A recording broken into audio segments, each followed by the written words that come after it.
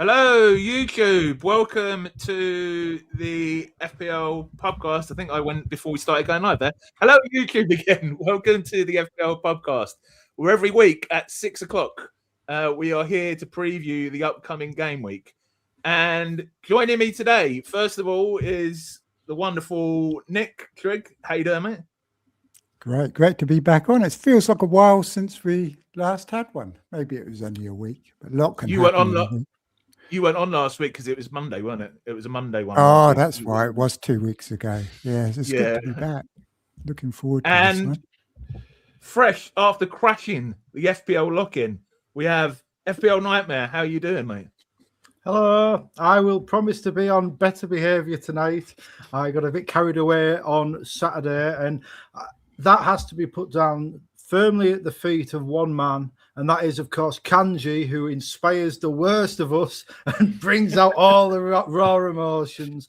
But tonight, it's not about me. It's not about my man Nick just above me. This is about one night. We are very privileged tonight on the Pubcast to have a mysterious enigma who does not come onto these streams very often. He does not, even on his own channel, he barely shows up. He just swoops in when there is important information to discuss. And you may not know him at home. I know that a lot of the Pubcast audience are firmly against the projections, firmly on the side of Sol versus Solio. But this man is not one of those algorithm acolytes. No, this man may well be the most influential man in the FPL community right now. All those big names that copy the projection models to a T. This man above us, he is the man that wrote the program.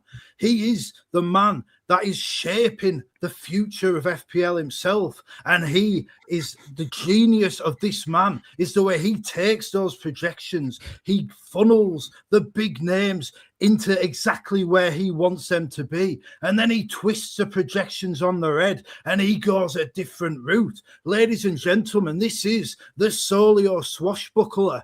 This is the projection pirate. This is the data daredevil. Ladies and gentlemen, this is Trout. Wow. Goodness me. Thanks so much, Andrew, for not overstating my standing in the community. I mean, you've really done me justice there. Goodness gracious. I don't know what to say. I'm happy to be here. Happy to be live. I think you'll find I actually only go on FPL podcasts after I've had a good game week, which is once in a blue moon. But as you will see, I've had one this week, and I'm super excited to be here. Let's get on with it. Awesome to have you here, James. Awesome to have you here, mate. You do go by James rather than Trout, I take it. Yeah, I mean, my friends call me Trout. My enemies call me James. You could go with whatever you want. James works fine. Yeah, I'm James, and as Andrew said, I'm kind of a part of Solio Analytics. We build projection models. People use the projection models, and great to be here. Awesome. All right, let's jump into it then. So before I do that, I'll say a quick hello to people in the chat. Hi to John. Hi to Zykel. How you doing, Christian? FBL Hippie there. I think he's going to join us briefly before going off to... Actually, I thought you were going to go and watch the Arsenal match and watch about later. Claire, hello. Hello, Shane there at the double pivot. And Alex and Calzino. Okay, so what we're going to do today, we are going to look at how Trout and Trig got on in game week 29, because me and Andrew looked at how we got on Saturday. Then we're going to talk a little bit about double game weeks, although I know Nick and Andrew don't want to spend too much time on it. Then we'll talk about some discussion points, preview the game week, do our differentials, and then talk about our planned moves and transfers and captains, etc. for game week 30. So before we do that, please do subscribe if you're new around here and like the stream to get it out here. So usually we go through how we got on from worst to best, but as me and Nightmare are not going to talk about our teams, I've put your team in first, James, as our guest. So you've got 77 points, 82k, very healthy rank there. Rail with 7. Oh God, how do I say this guy's name? Stuart. Yeah. Strout with 2. Gabriel 11. Richards 4. Ndai 6.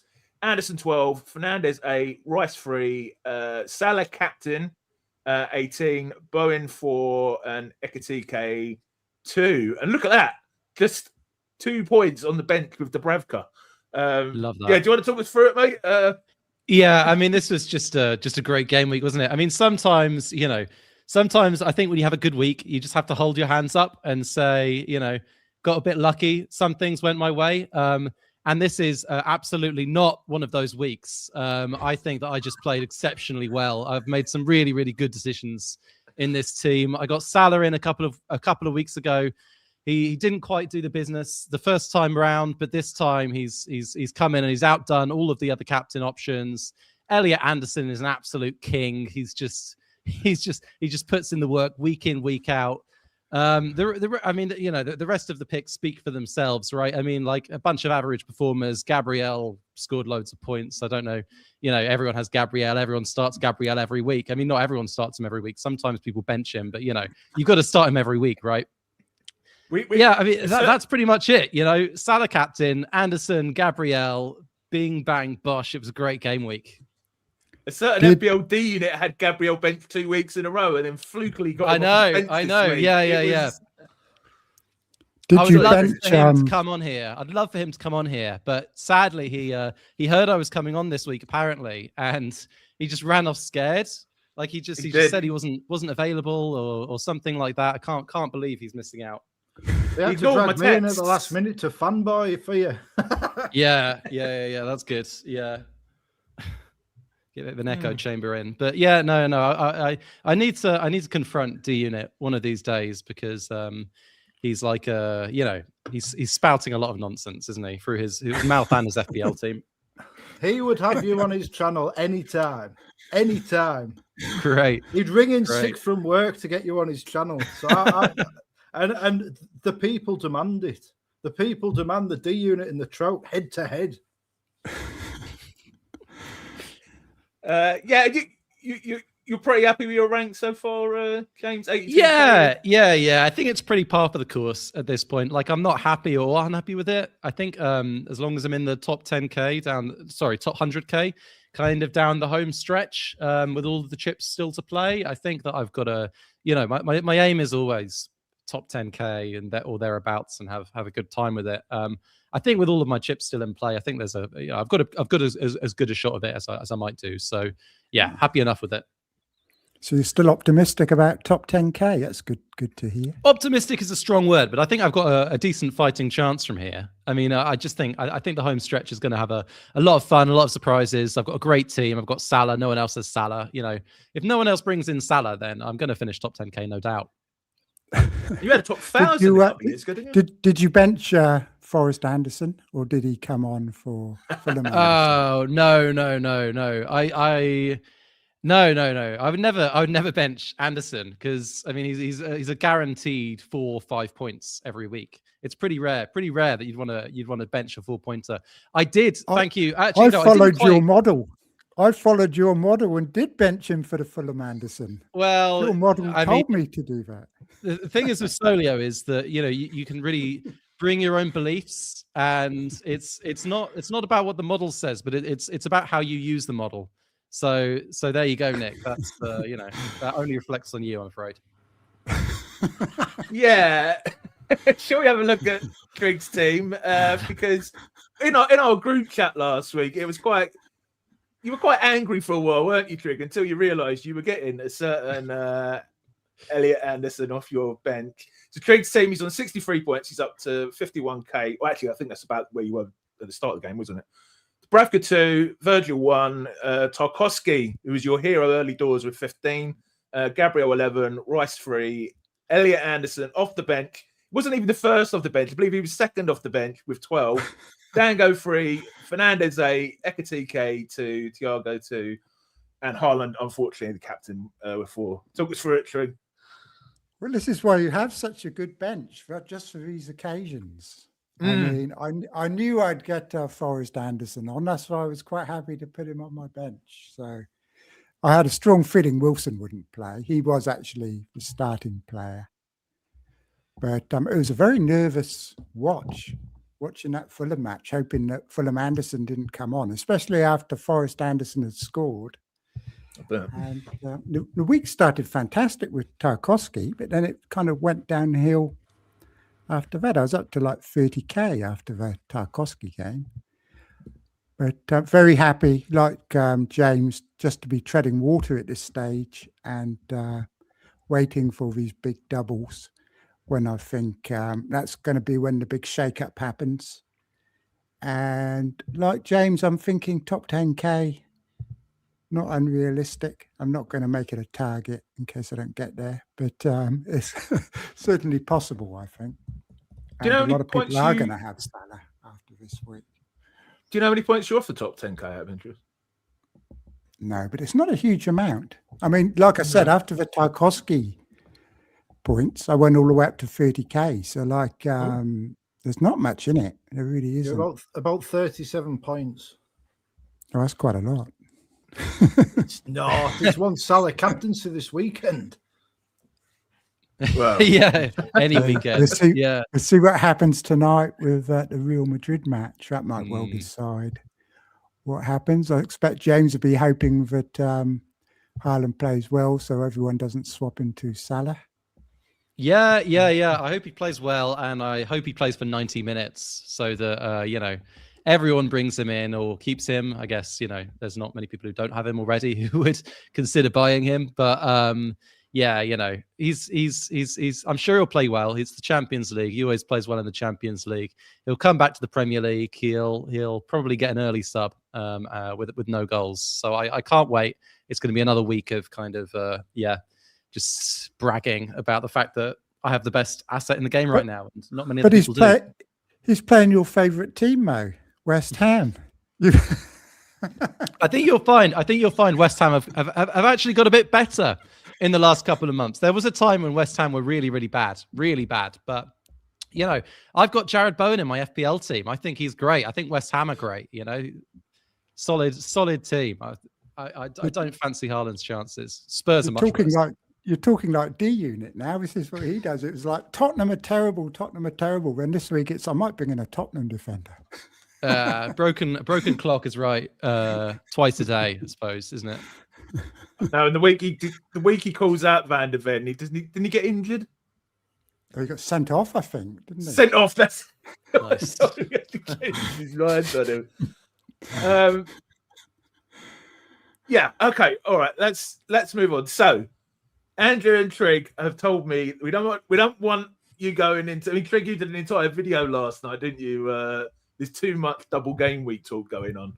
So I'm not going to go through every single possibility or anything like that. Solio had a great show out a couple of days ago where they went through all the various possible outcomes in terms of doubles and blanks. I'm just going to do a summary to lead into our first talking point.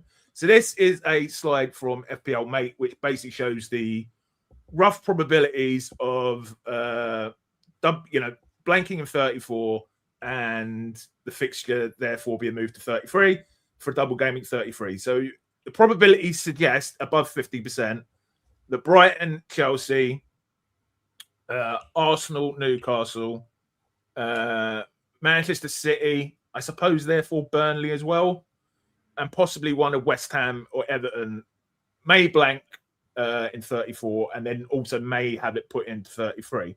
So based on that, the wildcard, if you wildcard in 32, is going to consist of something like 3 Chelsea, 3 Arsenal, some Newcastle, some Brighton, and some City, something along those lines.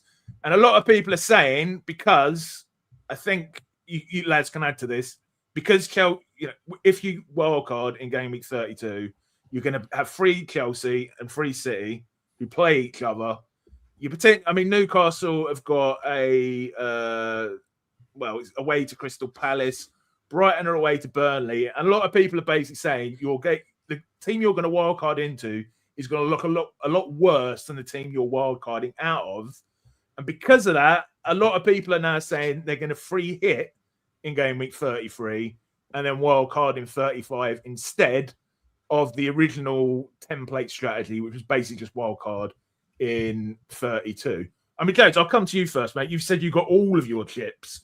I mean, what was your plan in the first place? And has the FA Cup results changed them at all? Yeah, goodness me, I've got absolutely no clue. I think, yeah. I mean, definitely the FA Cup results have changed things. I think now I was really hoping I could get away with playing a chip in like a probably wildcarding a bit early, game week 31, because I've got, quite a few Crystal Palace and Arsenal players. I was hoping we'd have like a lot of clarity on who the big teams to hit after game week 31 would be in game week 31. But with the City-Liverpool matchup, now only one of those teams is going to be the team that everyone's going to be jumping on after for this run. But we're only going to be finding out about that after the game week 31 deadline. So now I think I just have to navigate this period like until game week 32, which is I think when we find out about when that FA Cup game is played. So I'm going to try navigating this period with kind of free transfers and probably a hit. And then likely wildcarding in 32. Although if I can get away with it, I'd like to withhold that wildcard for a bit longer. I know that it's been, especially there's lots of analytics people talking about it at the moment, maybe wildcarding a bit later as a kind of a differential strategy. But I still think the most likely thing that I'll be doing is wildcarding game week 32, probably trying to play the bench boost in 33 and then free hitting in 34. Do you know what's really done my head in this? Because I was just like gate crashing my team in 32, gate crashing it, and now I'm thinking, oh god, have I got because I've not been thinking about beyond game week 32 for weeks, and I'm like, oh, I've got to start looking at my team post that. I know. Yeah. I mean, luckily, I'm not sure if I want a wild card in 32 or not. And luckily there's a tool that can tell you what the best move is right now over wild carding in 32 versus not wild carding in 32. With Solio, you can kind of what I've been doing is making like these different kind of planning trees for like finding out what the best move right now is over wildcard 32 and not wildcard 32. And, not to shamelessly plug the tool that I've been building or we've been building because there's a whole team of people behind it. But, it helps a lot to kind of make flexible moves, I think, just to keep your options open. Link to Solio in the description. Link to Solio in the description, fpl.solioanalytics.com. Try it out for free. Great. You're another. I know you don't want to talk about this too much. You made an entire video about not talking about it last night, but very briefly, have your thoughts changed at all? Because you were on the same as me. You were on Wildcard 32, weren't you? No, I like having a clear plan, and I've already made my mind up. You can say it's being stubborn or whatever, but I'm just dead ending in 31, wildcarding 32, bench boosting 33, and free hit 34. And I'm not going to be swayed by what other people say might be a good strategy. I've made my mind up. That's what I'm doing. So I've been planning for that for quite a number of weeks now. So I've got game week 31 sorted, unless there's a lot of injuries. And it just makes sense to me. So I'm just going to do that. And then I don't even have to think about what's happening. I mean, the game week 32 is after a 3-week international break. So for those of us that are wildcarding before game week 32, we got a whole 3 weeks to tinker around with it, or even 3 weeks to decide you don't want to play it, which could be a bit of a disaster if people are talked out of it that late in the day. But so I'll just be playing it then and enjoying tinkering for 3 weeks on Solio. That's the other thing. That's the other thing. I was looking forward to having those 3 weeks to play around with it. And sorry, James. No. I don't have anything to say. I'm just so grateful that we've got all the Solio fans in one live stream. It's just really nice. Andrew, a man without his wild card, very against me including this section. What do you want to share with us, my friend? Well, the reason I was against you including this section is because it's really pretty pointless, because the answer is the question. All day I've had Gary on the text. Oh, should we rename the stream? Is the Wildcard 32 dead? Let's get it as melodramatic as possible to try and hook a few extra viewers. And it's like 3 days. No, 3 days. And it's like, what's the point? Because the fact of the matter is this, that nothing has changed. We don't know what the best strategy is because we don't know what the fixtures are. We're not going to know until after game week 31, after the FA Cup draw. So why waste a lot of time debating, what strategy should we go for, when the answer will be dictated by both the FA Cup results and also where you are in the rankings and what your goals are for the season. Now, the beauty of Trout and what endeared him to my heart is that this is a man who knows how to take risk, how to engage with risk. When I got him on my channel for a phenomenal 2-hour interview, which is well worth your time, like he came on to talk about Solio, and the big takeaway for me was how to engage with risk. It's like, and I love it when that happens, when you go in with an idea in mind of how something's going to go, and then it comes out and it completely changes what you thought you were meant to be thinking about. And I am actually more interested in hearing from Trout about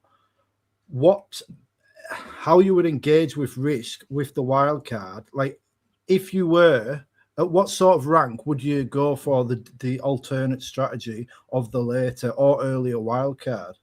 That's a really good question. I think, as well as your rank, it depends on your aims, right? So, I mean, well, let me start by saying, I think that, analytics manager, I am an analytics manager. I use a lot of analytics. I use stats and projections. We have a reputation for being very boring and not taking any risk. And by and large, that reputation is true. Most analytics managers don't really consider risk to be a big part of their kind of decision-making process. I absolutely do. I really, really think that risk is the most fun and interesting and important part of the game. And I like to take risk whenever I can. I think that if you're, let me think specifically about top 10K, because that's my aim. I would say if you're outside the top 50K and you want to get top 10K, then your chances are maybe dipping, if you're a solid FPL manager, better than the average FPL manager, your chances are definitely below 50%. And essentially, if you're below 50% likely to achieve your aim, then you want to kind of take on a bit of extra risk, because the more risk that you take on, if, all else being the same, the closer to 50% you can get to making your aim happen. So obviously I'm ranked 80 something K. There's definitely a less than 50% chance of me making top 10K, however I play. But I think that by taking loads of risks, I can get that chance to pretty close to 50% rather than playing it safe and just guaranteeing a top 50K finish. I think that would be a kind of a boring and pathetic thing to do. So I will go for the late wild card if there's not a serious points penalty.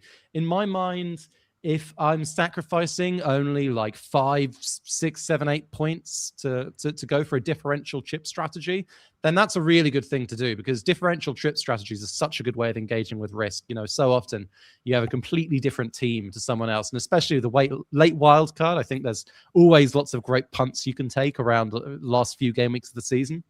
So yeah, I'm definitely looking at playing the late wild card. I won't do it if it's I'm losing, 10 or 15 projected points. That's just a bit much for me to be giving up. But yeah, I really want to do it. I want to take as much risk as possible on this home stretch. Just started a quick poll to ask people if they're still have the wild card, if they're going to use it in 32, 35 or a different game week. Anything else? I think like you said, I think we'll move on from this. There's a lot to get into, but we're probably a couple of weeks too early from really knowing. I just thought because it does make some effects. Because, for example, if I'm not going to wildcard in 32, I've got to start thinking about how I'm going to use my transfers the next 2 weeks and how that's going to affect my team post 32. Gary, we all know how you're going to use your transfers. You're going to press solve on unnamed Solio rival, inferior Solio rival, and then you're going to copy. I would predict you have Tavernier in mind this week. That would be one of my predictions. Look at that. He's on the slide. Tavernier, first name on the slide. He's on it because you said you were going to bring him in and maybe captain him on. I might do on the other night. Well, let's go into it then. So I've got players in and players out. We'll go with the players in as you've mentioned it, and feel free, James, as we go through these, to bring up any other topics. He's got let's have a look at the fixtures. He's got Burnley this week, and then Man United. Not so great after that, but especially if someone was wildcard in 32. Can you sell him a Tavernier? You captain him, you said on Saturday. Andrew. Me? You talking to me? Yeah, well, I mean, the fact of the matter is there are two teams to target in this division right now, and they are Burnley and Spurs. Now, Burnley, attacking-wise, have picked up a little bit. They're starting to get some goals, but they're conceding left, right, and centre. And if you look at last weekend, Marcus Tavernier, he had an expected goals of about 1.5 or something stupid. He hit the post twice. He went close a couple of other times. He's on set pieces. He played 90 minutes. He's on penalties. The man is the fulcrum of the Bournemouth attack. He lifts everyone around him, and he's playing a team that concede goals for fun. Now, this is a week where everybody's looking, oh, do we go Haaland or do we go with Ekitike or Salah? Maybe we play safe with Bruno Fernandes. But I think Tavernier is the risk of choice for the connoisseur. The man who is prepared to spend maybe 4 points to bring in this rare vintage and swill it down very slowly. And I think Tavernier, the problem with Liverpool is that which one do you go for? Do you go for Ekitike? Do you go for Salah? Will Ekitike get enough minutes with Gakpo there? Will Salah be subbed off at 59 minutes again? We just don't know. There's a lot of questions. But we know with Tavernier, he's the main man. He's on all the set pieces.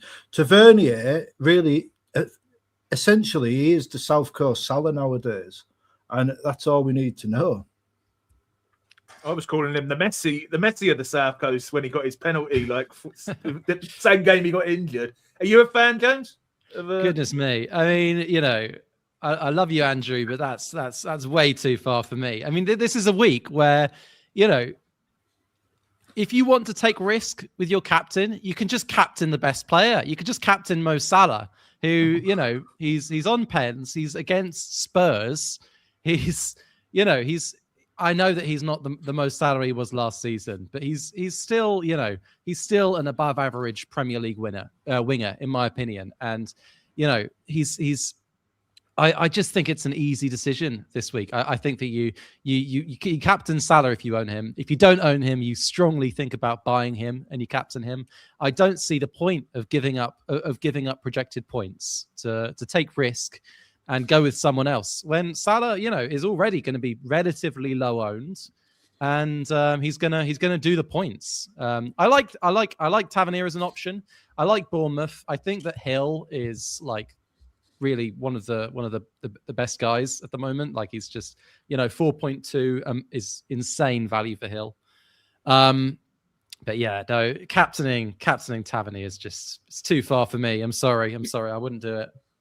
Is Salah top of Solio's projections? Sorry, Andrew, this week. Yeah, Salah is top this week. I think by a pretty medium-sized margin. Obviously, it depends on Haaland's minutes. If Haaland was guaranteed to play 90 in the Premier League, then he'd be on top. And if Bruno's also up there, but yeah, Salah is right now our kind of top projected player. Now, I've got 2 points on this. One, I will probably captain Salah because I brought him in for this run.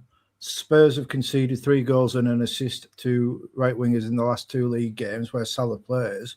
And he is the man with the potential for the impact. But do you think Solio is perhaps overstating the potential of a man with 5 goals and 6 assists all season? Well, I don't know. I mean, Solio is kind of, the way that Solio works is so obviously there's some weight to kind of historical statistics, but the main thing that influences Solio projections is kind of odds markets, betting markets. So our kind of sentiment with how Liverpool are expected to perform against Spurs and kind of how many goals Liverpool are expected to score is, very much derived from betting market sentiment. So this is kind of like wisdom of the crowd stuff. And Salah's share of those goals is also derived from kind of historical baselines for Salah, and not just historical in previous seasons, more recent data as well. I think that we've got a pretty solid and not over optimistic projection on Salah this week. Let me see. I mean, we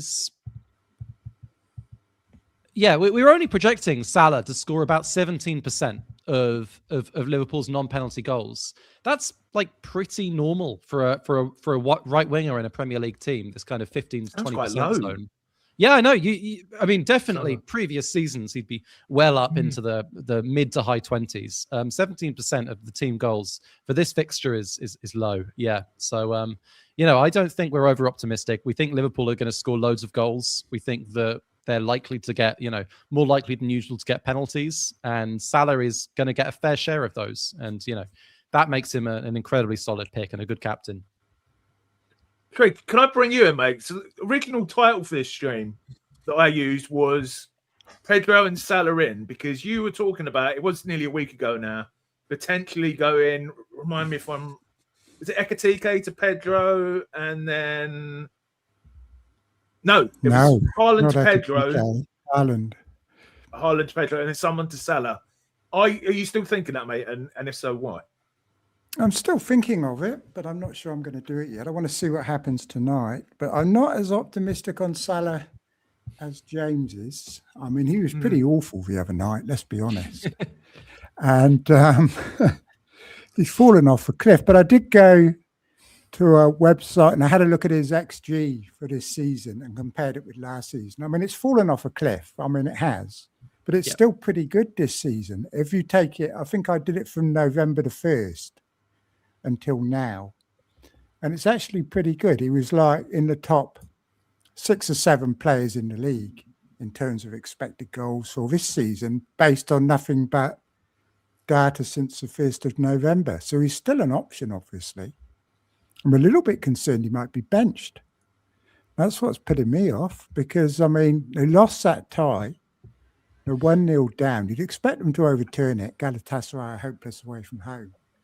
But maybe he will get rested, or his minutes could be managed just like Haaland's was. I mean, he only got 60 last night, but that wasn't because he was rested. That was because he was awful. And they brought Frimpong on for him. So maybe they'll start with Frimpong and bench Salah. It's not an impossibility. The only times Liverpool have been good this season was when Salah was at AFCON, because his defensive play and everything is awful. But against Tottenham, that might not matter. So, yeah. I mean, it's more about João Pedro as well for Haaland. I mean, João Pedro's got huge ownership. And having him for 2 games means I don't have to make any more transfers before I dead end the team. So I can either make 2 transfers this week or make them next week when they're just like a 1-week move. So having Salah for 2 weeks and Pedro for 2 weeks kind of is probably better, I think, than just making a couple of transfers next week. But as I said, it will depend on Haaland. I mean, if Haaland plays 60 minutes tonight, scores a hat-trick, comes off early, then I'll be captaining Haaland probably. Or at least waiting to see the leaks on Saturday, which always seem to appear for Man City. It's Pedro and Semenyo, when those 2 scorers are non-owner, those are the ones that really kick your rank, don't they? It really, really hurts. James, I saw some facial expressions there. So do you want to come back on? Well, first of all, I mean, I agree with a lot of what Nick just said, and some parts maybe not. I mean, first of all, like the statistical case for Salah is kind of there. He's very much a victim of his own success. I mean, last season was one of the best seasons that any Premier League player has ever had statistically. His numbers were just off the charts. But this season, he's not been good by any means. He's not been his usual self, but he's still been like a comfortably above average Premier League attacking player. And, on a team that's projected by the markets to do as well as Liverpool are against Spurs, I just think there's a great case to be made. I'll put my neck on the line. I don't think Salah will be benched against Spurs. I just don't see it happening. I think that his minutes have been managed nicely, and I just don't think you bench Salah against Spurs. I think that he wasn't good. I agree he wasn't good. He wasn't good last week, but yeah, I just can't see it. I can't see him being benched for Frimpong or anything like that. I think that his minutes are safer than Haaland's, to be sure.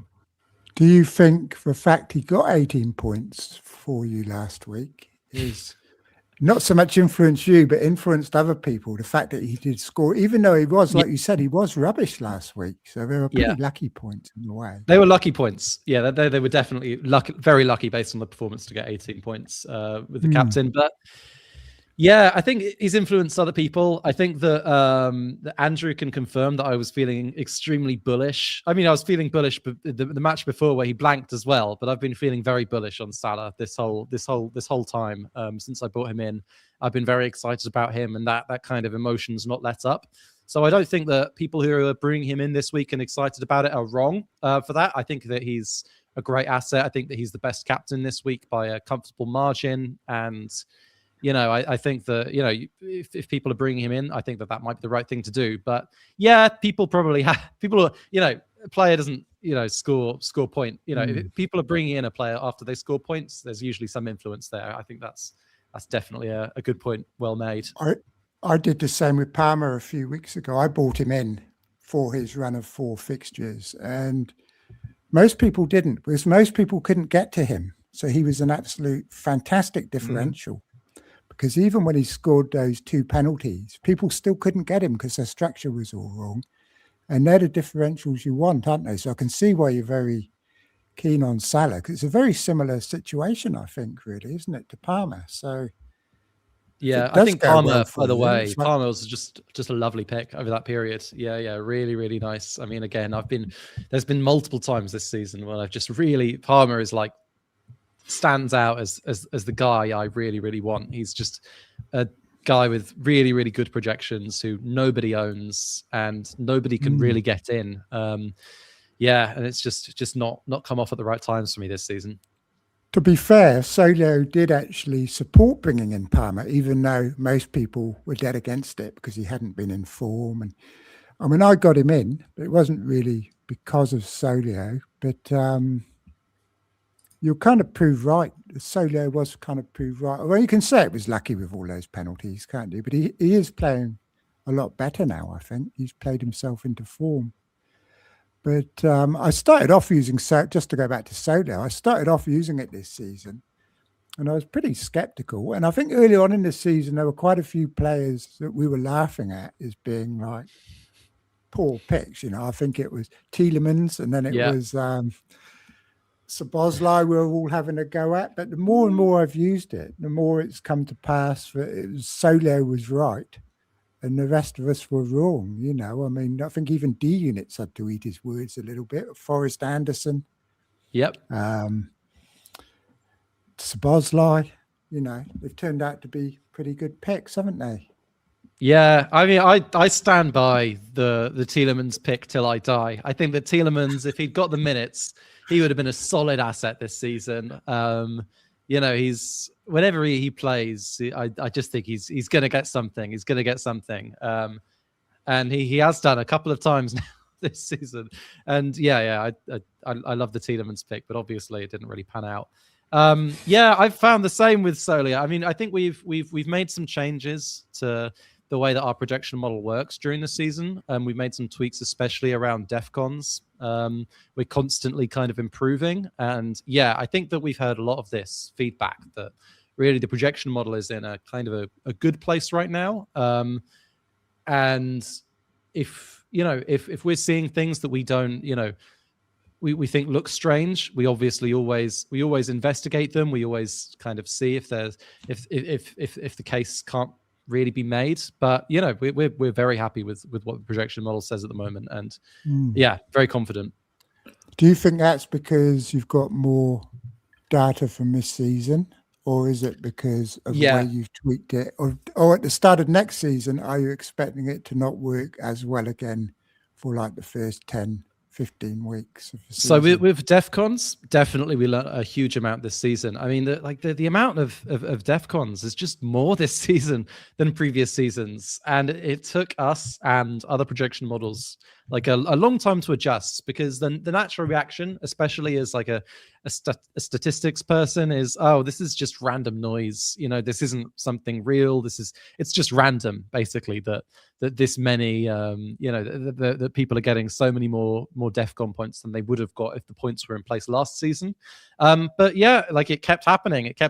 And I think around like a few, like 8 or 10 weeks into the season, we kind of started to move the dial a bit and accept that this is a real thing that's happening, and there just are more DEFCON points. And we kind of revisited everything around DEFCON and improved everything. I think this is also the fact that this is our first kind of year running a projection model. We've improved the kind of projection model automation a lot during the season. Kind of the core of like the goals and assists hasn't changed a huge amount. We worked on that a lot last year and over the summer, but we've kind of improved the level of automation a lot, which I think has helped us help the baselines come through better and be reflected more accurately in real time. If there was a head-to-head between you and Review, who do you think would win? I think that it would be sufficiently close that the winner would not be meaningful. I think like it might be Solio, it might be Review. I know that there are people in the community tracking the kind of accuracy of projected points, and there's like many different ways that you could track the accuracy of projected points. And all I'll say is we're doing really well on those tracking things. But I think that Review's projection model is fantastic. I think that our projection model is fantastic. I think like Solio's biggest selling point is kind of the software around the projection model. I think that is sometimes like the ability to plan and kind of think about risk analysis and planning around uncertainty is kind of a bigger game changer to some extent than the like getting every single edge, squeezing every edge out of the projections. It's certainly a lot more interesting to use, that's for sure. I can spend hours and hours on Solio, and I do. Yeah, you said it's a lot more optimized. Just fun to play around with. Just looking, Salah has actually been bought in. It's been sold this week as much as he's been bought in. It's pretty much 7,000 in, 7,000 out. He's like 7,000. Right? That can't be right, Gary. 77th. I've checked about 3 times. 77th on the list of players bought in this week. He's on the 4th page. 7,000. That's it out of 10 million. I know, players. it's crazy, isn't it? Nuts. It's crazy. I would suggest that a lot of people have been waiting until last night to see what happens with Florian Wirtz and tonight with Erling Haaland before making such a decision like Salah. I've got to bring him in. I think this. People selling him is a bit strange. Yeah. I just don't see any benefit to that. Trout. We're talking on, if we bring it back to the cards, away from the shameless self-promotion, we're talking, it says on the card, you've got, should we sell Elliot Andersen and should we bring in Marcus Tavernier? Now I've got Morgan Rogers and I am considering... Sorry, mate, that should have been, I know I've misspoke it, that should have been Joachim Andersen, because he's been benched the last couple. Well, he played in the FA Cup, but sorry, just to correct myself there. Wow. Well, that added nothing to the conversation and completely interrupted it. So thanks, Gary. Get back to your lager. Right. I am looking at replacing Morgan Rogers. And I'm thinking, do I bring in Tavernier, who obviously has the Hall potential, but has a much is more likely to blank? Or do I bring in an Elliot Andersen, who has no real chance of a double game week?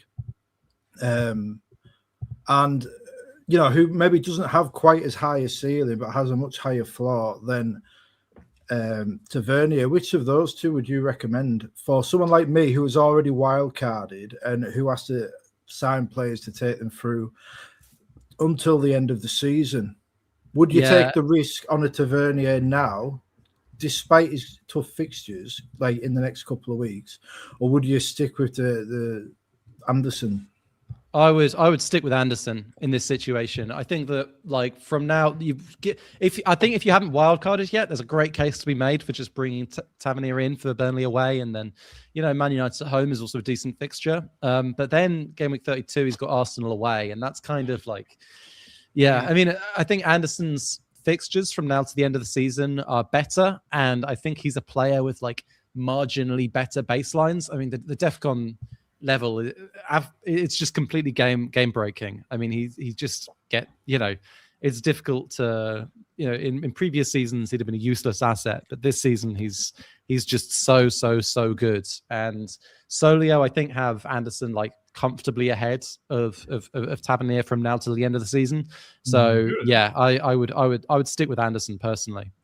The other thing is, would you bring him in for Rodgers? He's playing further forward now as well, and the new manager's got him attacking more, taking more shots. And it's not a coincidence that he scored a goal the other day. And you might well find that he even improves on his Solio numbers as we go forward. And he's still getting the DEFCONs, even though his roles changed slightly. So yeah, I think he's a very strong pick. Yeah, well, yeah. I mean, I completely agree. In a straight choice, especially having wildcarded, I would pick Andersen. I think if I was like locked into wildcard 32, it'd be really close. But yeah, I prefer Andersen, I think, for the remainder of the season to Tavernier. Trig, if we go to the players out I've got there, that could be. Is it under SEN at the end? Yes, it's Andersen. Which one's you? I can never remember which one's which. Elliot Andersen is SON, Anderson. Joachim Andersen is Andersen. You know this because the Sen is a Scandinavian pronunciation and he's from Scandinavia. That's the secret. Trig, you're a Sanchez owner, my friend, and a Chelsea fan. Is it time to get rid? Well, I mean, it would be, except I have two keepers and I'm dead ending in 31. So it's not for me. I'm just going to play Dubravka for 2 weeks. There was very little in between the projections for them anyway in the next couple of weeks, I think. So I'll just play Dubravka. He certainly won't be staying on my wild card. Or maybe he will now they've got a double game week if they do have one. But I doubt it somehow.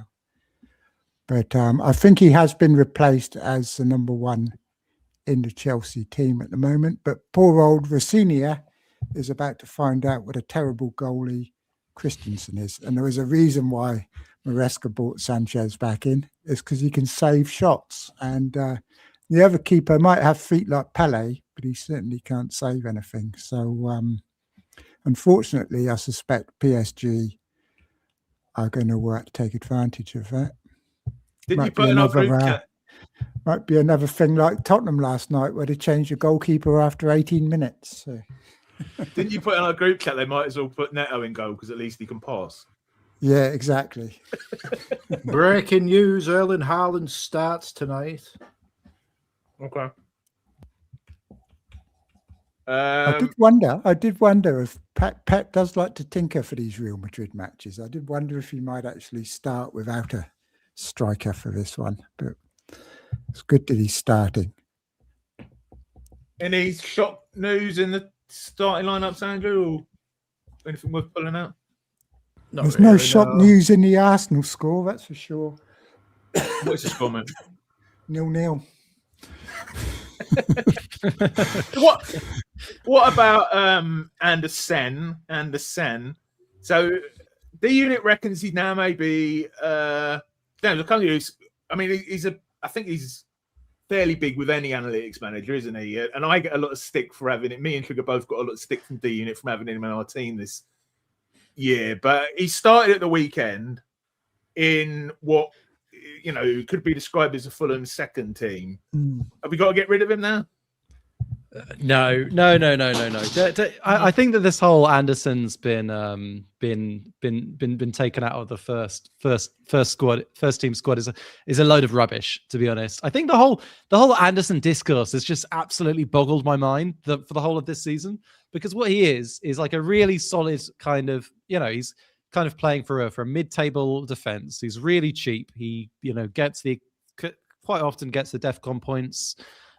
He's just a player who's good to play when you have good fixtures. He's actually like not even like a sharp pick. He's just a really boring pick. And I really struggle to understand why the anti-analytics crowd have been so against him, to be honest. Maybe that's why, because he's a boring pick. Yeah, maybe. Yeah. But But Fulham do always seem to find a way to concede a goal. They have been very frustrating at times. I mean, he's got quite a few 8-pointers, but he's had no attacking returns.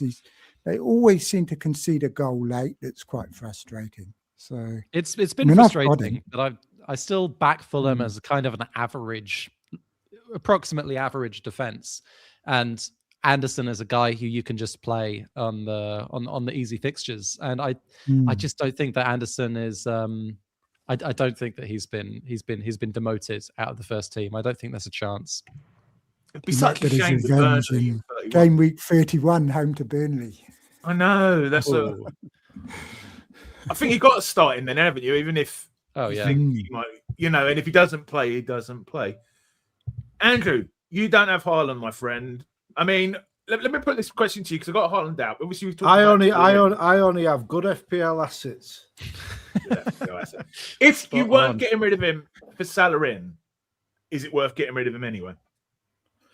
In the last 8 game weeks, Joao Pedro has scored double Erling Haaland's points, 88 to 44. That is one example. I think Haaland is.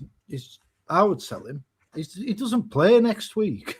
Like, why not just get in a striker who's actually got a chance of getting you goals? I don't think the possibility that Haaland might play in this kind of like defensive role that he's playing is worth keeping in. And if you want to make any sort of advancement up the ranks, it is such a beautiful opportunity to take on the field, to take on the expected ownership. And I mean, I see only upside. Like, the thing with Haaland is that last season after game week 25, he only scored 3 goals. The season before, he only got 2 multiple goal returns after game week.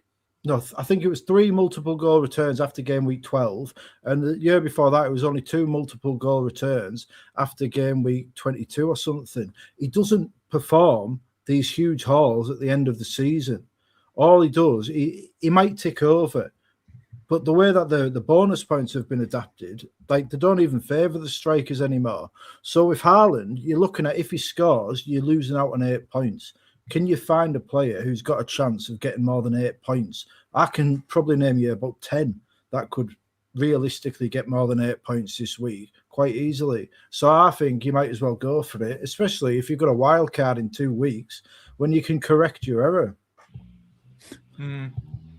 Do you reckon, Trig, there's a chance? In the last season, there was Salah to some extent, and certainly Palmer. Around this time of the year, they went completely off the boil, and a lot of people, captain. Do you reckon the same danger could be, because obviously they're dangerous players, the same thing could be happening with Haaland? Yeah, I think it kind of is. But the fact we're dead ending in 31 is going to rescue us all anyway. And then, but of course, if we've got a double game week, we're all going to get him back, aren't we? So, but then whether we keep him all the way to the end, I'm not sure. Palmer's looking very good lately. I might well get Palmer on that wild card, I think.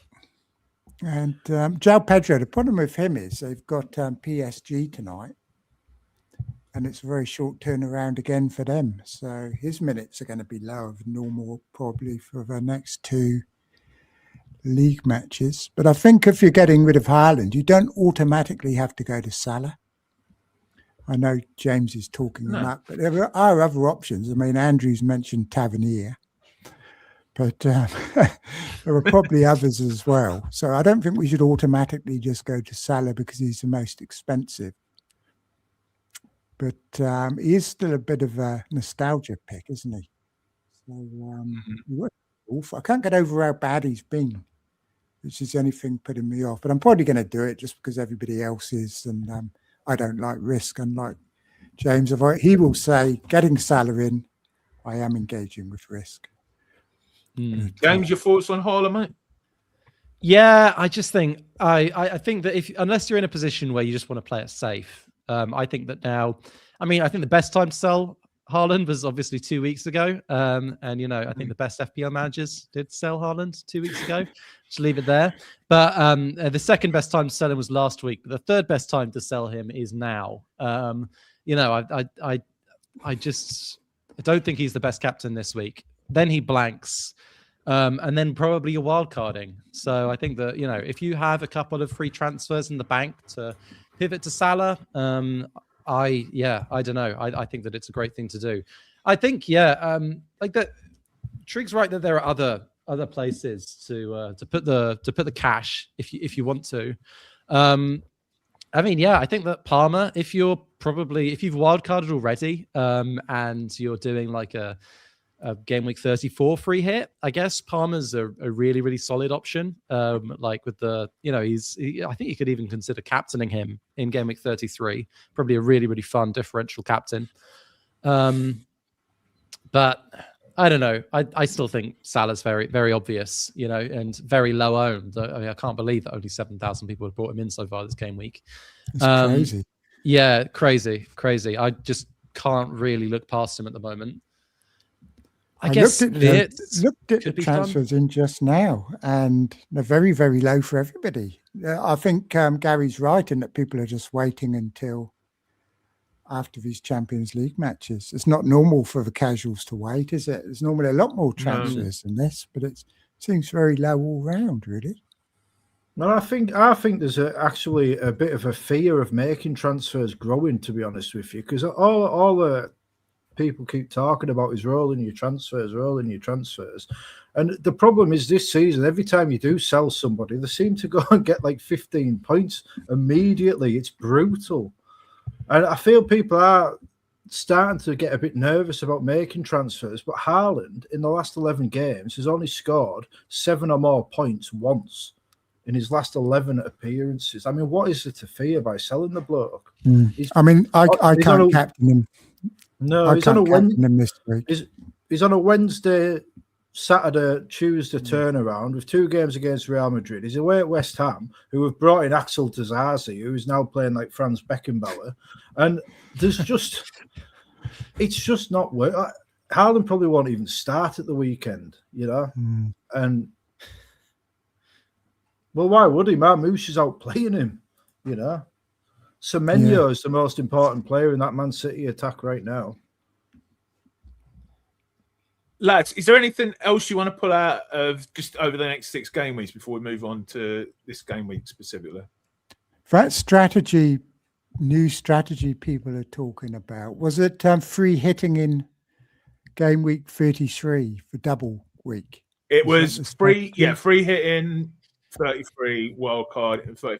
Craig, what? So when are they using their bench boost? Because I think the bench boost is the most powerful chip that we've got this season. And single game week, I cannot see Pass playing the double game week in 33 because I honestly believe it's the most powerful you've got when you combine it with DEFCONs and what you can do on your bench over 2 fixtures. I just think this is why I'm not even looking at other things, because it just seems so obvious to me. If I read out the poll results, Trig, it's so if you still have your wild card left, when are you going to use it?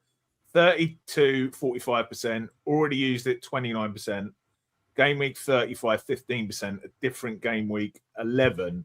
So we take out the people who've already used it, still almost double the number of people are going to use it. People are still going to use it in 32 compared to other game weeks. So I think it still does look very much the popular strategy. Before we move on, James, Trout, if you were in my position and you'd already used your wild card, would you build to a bench boost 33 with your transfers and like bring in the players for the double, or would you build to like navigate beyond 33 with your transfers and play the free hit? Which is the best way to engage with the risk in my position and many of our viewers' positions without the wild card? Remind me of your current rank, Andrew. I think it's like 1.7k or something. Really? Okay. Sorry, not K, M. Okay. Yeah, I mean, I think if I was in your position, I would probably just hang up my boots and kind of, wait till next season, to be honest, for a fresh start. I am the more Salah of FPL this season, like. Still glimpses of the former glory, but they're getting dimmer. I know. I think that you have to go big in 33, right? I think that, like, I mean, Sorry, I don't really know what you're aiming for. Like, it's a Points. bit hopeless, but Just like points, everybody else. Okay, getting the most points possible. You have to look beyond 33, but you also have to go big in 33. There's no two ways about it. I agree. I totally agree with Nick that you bench boost 33 just seems like a no-brainer with the run into the season that we've got. I think that, bench boosting is huge when you have a big double game week, and we only have one big double game week this season, probably. And you've got to go big with the game week 33 bench boost. I think that you can, you can still bench boost 33, free hit 34, right? Pardon? You can still bench boost 33, free hit 34. Yes. I don't think it will be too hard for you to navigate that then. I mean, I think that like the most difficult thing would be navigating 33 and 34 without a free hit. But if you can just bench boost 33, free hit 34, I don't think it's an either or between maximizing your points for 33 and like after 34. I think that you just need to do both. You just need to have a killer team for 33 and just a solid run in for the end of the season. Okay, all right, let's get on to this game week. So we'll use, and Darius isn't here, so he can't complain about it. Rob T's projected goals for game week and results, I guess, in some ways, so game week 30. So we've got Burnley versus Bournemouth. Bournemouth, obviously, favourites there. Sunderland, Brighton, fairly tight, but Brighton just ahead there. Arsenal versus Everton. Arsenal clear favourites there. Also the highest clean sheet odds. Chelsea, Newcastle. Chelsea favourites there. West Ham versus Man City. Man City favourites there with fairly high goals of 2.07 as well. Man United, Villa, United, fairly clear favourites there. Crystal Palace, Leeds is tight, but Crystal Palace slight favourites. Nottingham Forest versus Wolves, again, fairly tight, but Forest just about favourites there. Liverpool with, by some way, the highest predicted goals this week at 2.47, and clear favourites against Spurs. And then Brentford Wolves, Brentford pretty clear favourites here. So this is where we usually talk about captaincy, and I will do a poll. Who do you think I should put in, lads? Salah, Haaland, Bruno, Ekitike. We can only do 4 because we can't do any more. Should I do what I did on Saturday? Salah. I might do what I do on Saturday and say Liverpool attacker. This is what we did on Saturday because it kind of covers quite a few people then. City attacker, Bruno, someone else. So yeah, so I'll bring you to, I mean, obviously you've already said you're 100% on Salah. I mean, this backs up what you're saying, basically, doesn't it? I mean, almost. Yeah, no doubt about it. I mean, I'm on Salah. I'm not gonna, not gonna pretend that any other captain is gonna be that close. I think that if I didn't have Salah and I just had Haaland or Bruno, I'd probably be leaning towards Bruno, just with the kind of like semi-uncertainty around Haaland's minutes, and just, I mean, even on the current projections, I think we have like pretty fair projections for Haaland. And right now, Solio is ahead on Bruno. Solio's kind of cooled down a lot on Haaland in the last few weeks, I think. I think that for me, it would be Salah first, Bruno second, Haaland third. I mean, I am just reading out the top 3 projected points on Solio, so it's like quite an easy answer. But that would be me.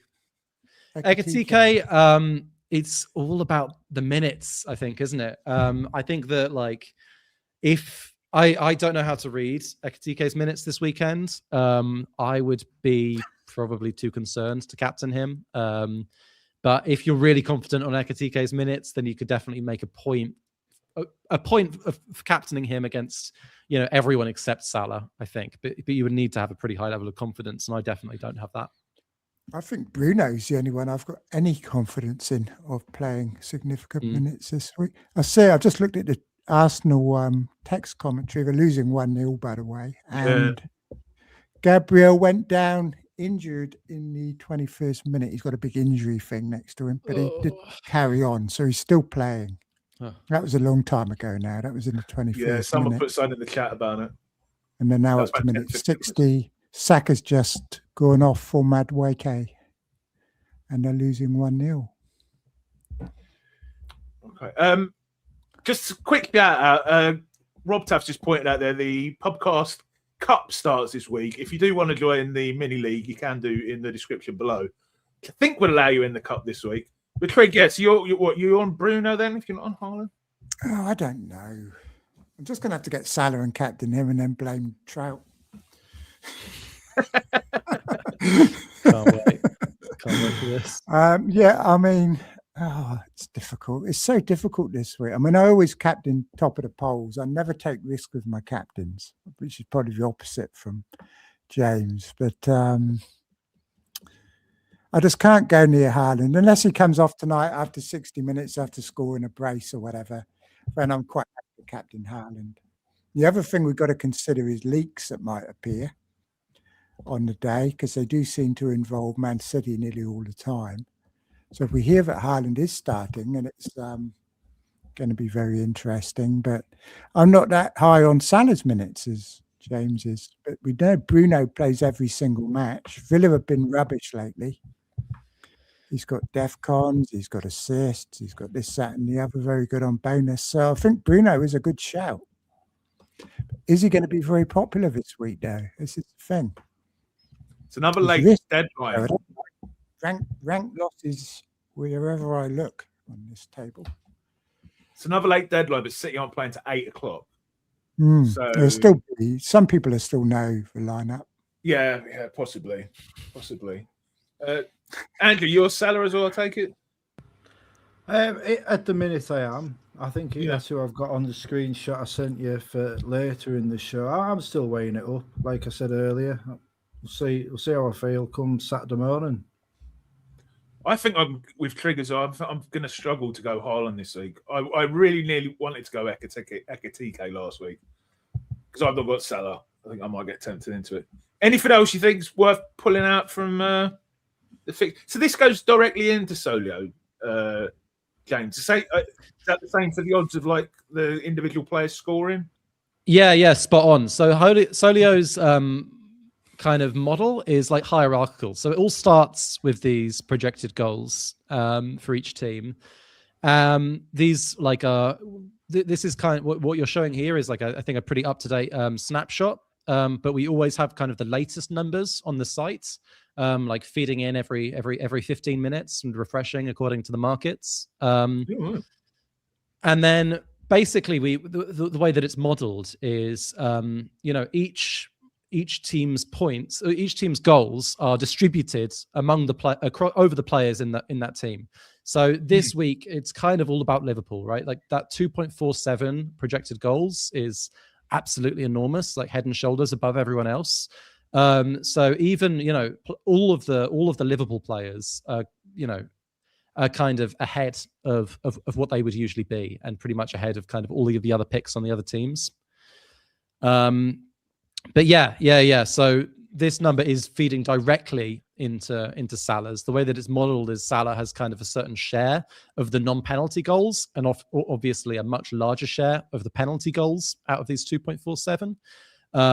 But yeah, it's always feeding in and kind of always updating. There's always a chance, that it could change again before the deadline.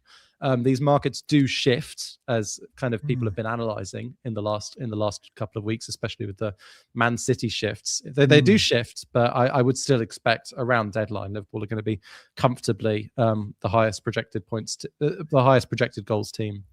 Is that because the bookies get the team news?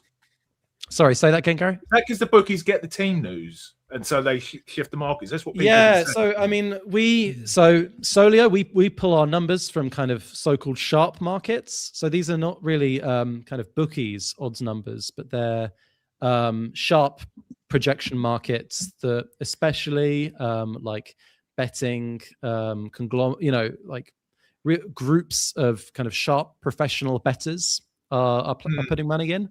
So these are kind of tend to be the markets where you get the sharpest and the best odds.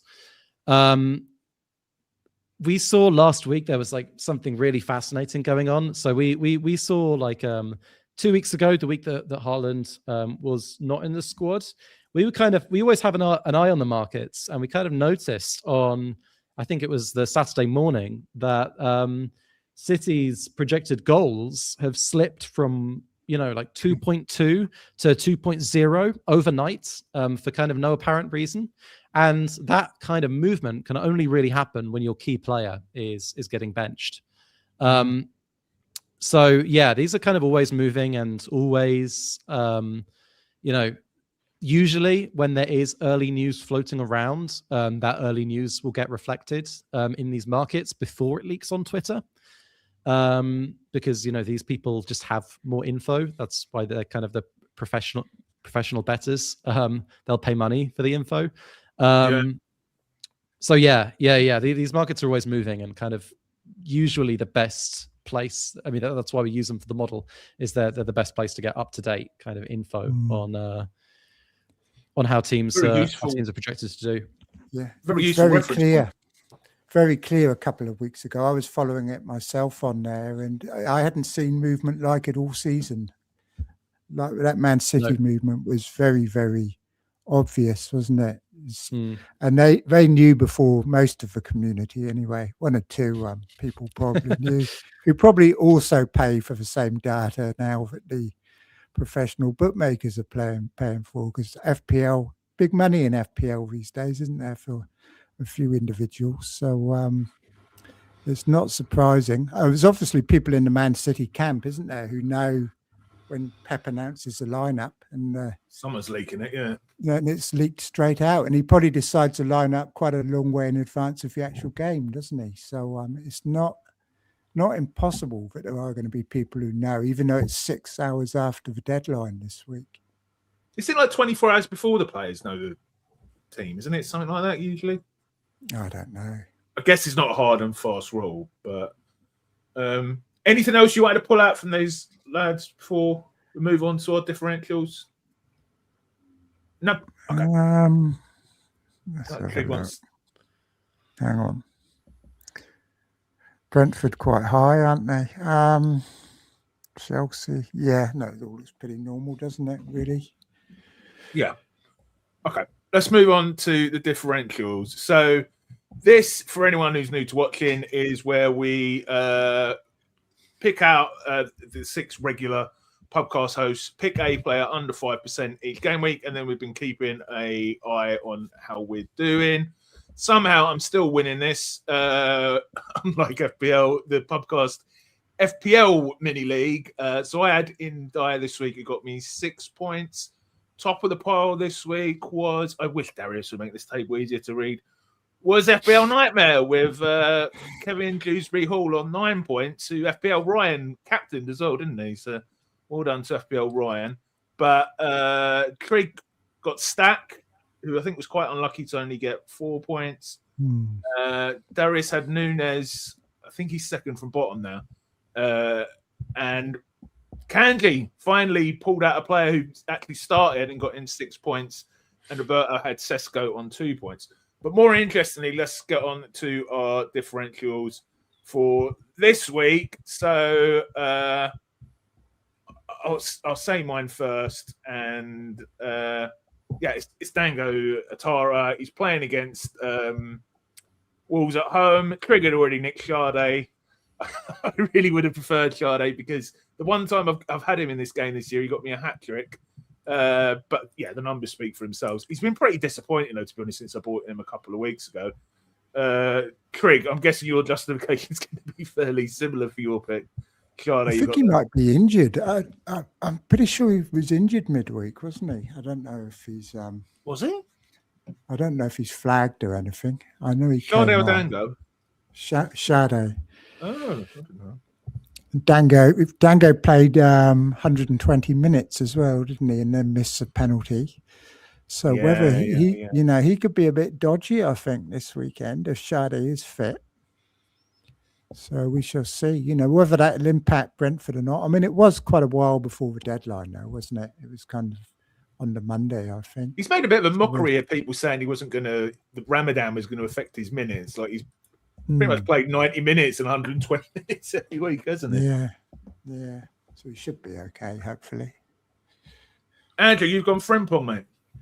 Yes. Well, the thing, like I said earlier, with the Spurs conceding so much down the right flank the last couple of weeks, Frimpong is obviously incredibly attacking when he does play, and he often goes off early as well. So, he's got 5 assists in 7 starts. If he does start, it's a bit of a punt. If he does start, he'll go off at 65 minutes, hopefully get the clean sheet, hopefully with an assist in the bag, and we'll see what happens. And the other 3 have gone. Candy's gone for Tavernier. We've talked about lots. Interesting pick from young Roberto. He's gone Anthony. He's got Bournemouth at home. And then Dean's gone for quite a defensive pick this week. Hincampe at home to Everton. James, we usually ask our guests to comment on our 3 people who aren't here's picks. What do you reckon of those? What do you reckon of those 3 picks?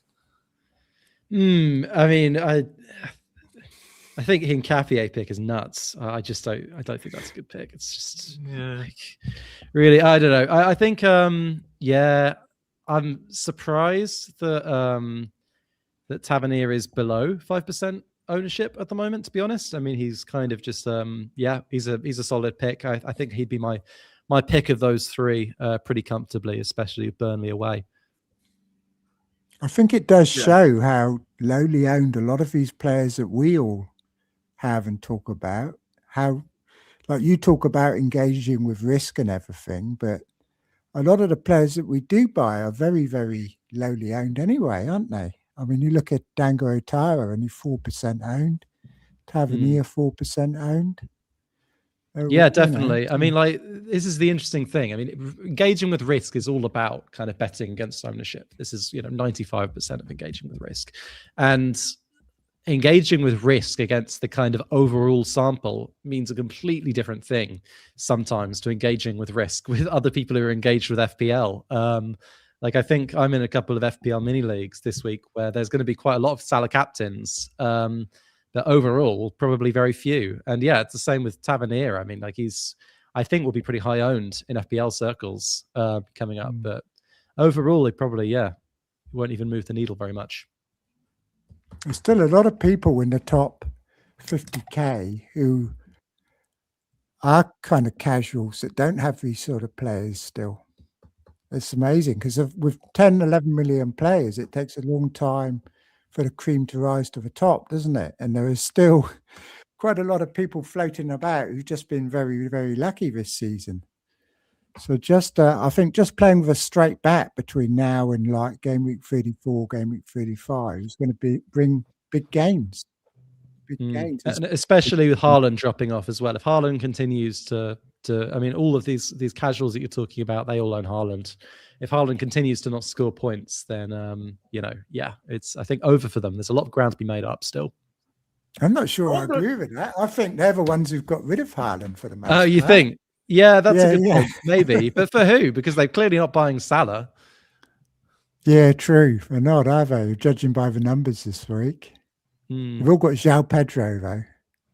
That's true. I think João Pedro actually is one player. He is one player, I think, that Solio has kind of got a bit wrong this season. If anyone is João Pedro. Yeah, I mean, if you've seen Rob T's graphics on the biggest kind of overperformers of their underlyings, João Pedro is always right at the top. He has outperformed the kind of number of goals that you would expect him to score from his shots. But maybe that's because he's very good now, perhaps. I don't know. Usually when players get very good, they start taking more shots. And to be fair, in the last 5 game weeks or so, he has taken loads of shots. His underlyings have been excellent. So I can't say it's a bad pick. I don't think he is. But overall, I think personally he's been quite fortunate to score the number of goals from the shots that he's taken. I looked on there yesterday, and I think it's predicting more points for Calvert-Lewin than it is for João Pedro. And like I said, normally when I laugh at these things, it turns out I'm wrong and Solio's right. But like, I found that quite an interesting one, that DCL was predicted to get more points than João Pedro. I think Anthony might be interesting going forward, because if he is one of the players who does end up having a double, he could be one of those bench players for people who wildcard in 32. Do you reckon? Just 5 million. Yeah, Anthony, I like it. I mean, he's not been on my radar at all, but those numbers are good, and It's not bad, is it? yeah, he's a fun pick, Anthony. Obviously, yeah, I wouldn't mind going for him at some point in the remainder of the season.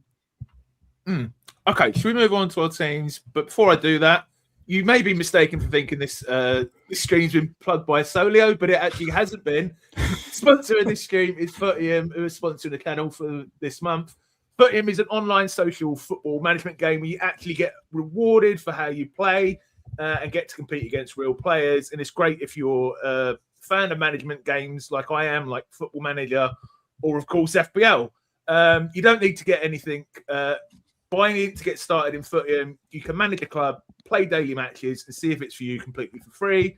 I've set up a Pubcast mini league where you can compete against the other Pubcast boys, see if you can beat me. You can check that out by scanning the QR code or by clicking the link in the description. And the winner of my mini league this season will win a free starter bundle worth $100 courtesy of Footium. So thank you again for Footium for sponsoring the channel this month. So let's move on to our guest team, Trout, James, depending if you're his enemy or his friend. He has got one free transfer, 0.8 million in the bank, and his team is Raya at home to Everton, Gabriel at home to Everton as well, Richards and Lacroix at home to Everton. Sorry, Leeds. Say his name for me, someone, will you? Struick away to Crystal Palace. Did I say it right? My word. Elliot Andersen at home to Fulham. Obviously, Salah, captain at home to Spurs. Fernandez at home to Aston Villa. Rice at home to Everton. And then Bowen at home to Man City and Ekatike at home to Spurs.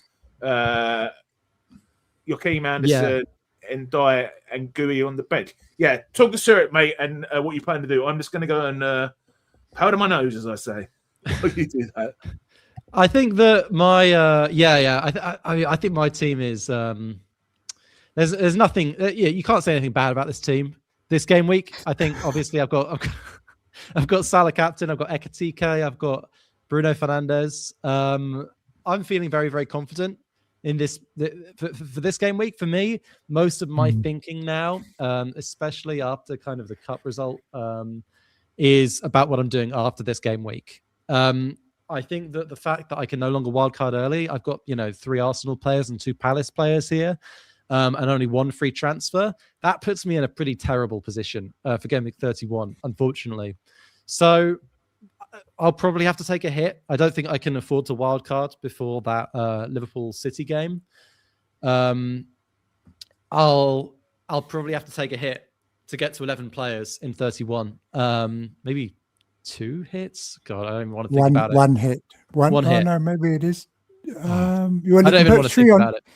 You can put 3 on your bench, and you've got 5. You've got 5. Okay, yeah, you're right. Yeah, 2 free transfers. So yeah, so you can do it. You can get 11 out as long as everyone starts, like Andersen and Fulham. Yeah, I don't know. So I've got 5 and then 2 free transfers. I think I do need to take 1 hit because I've got Guiu as well, right? No, he's running for 5. I've counted him. Okay, fine. All right. Well, if you say so. I mean, so I think that this week I'm probably going to roll. I don't know what my kind of long-term strategy is now. The cup draw's thrown it up into the air. I want to stay flexible to wildcarding 32. I want to stay flexible for wildcarding a bit later on, maybe 34 or 35.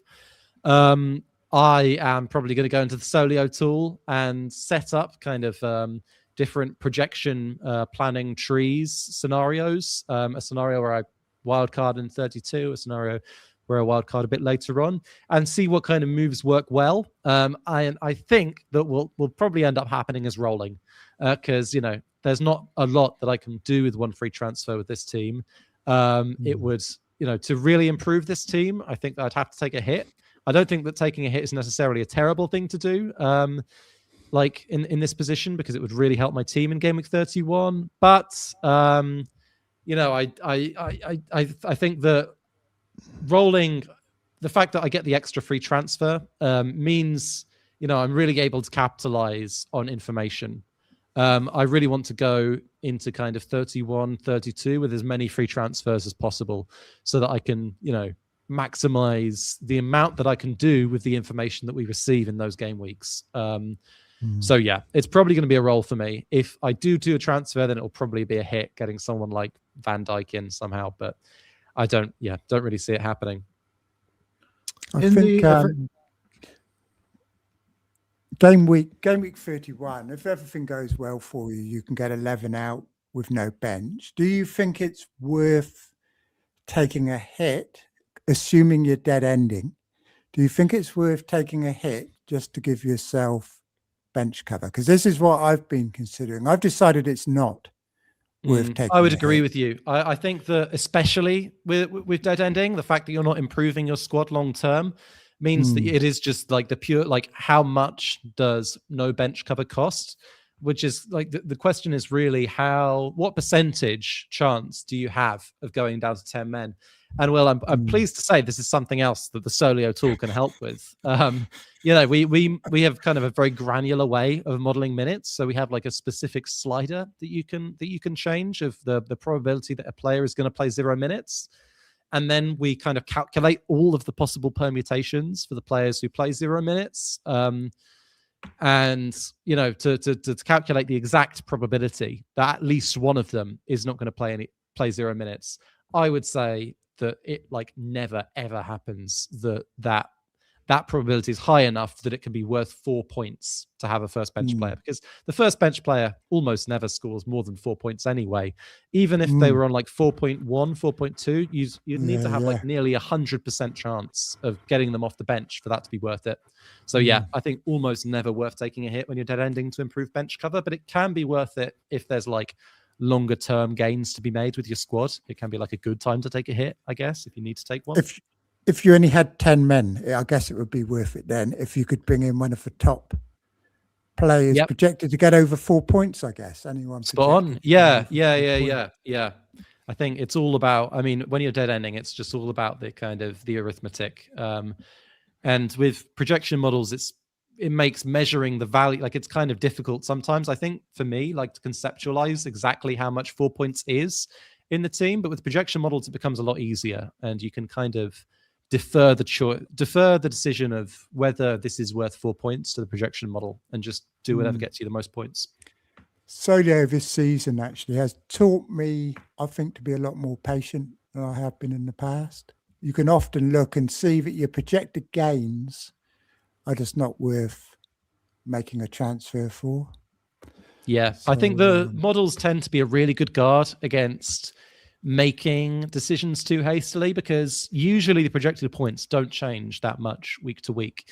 Like we tried to make our model update as quickly as it needs to be like as accurate as possible.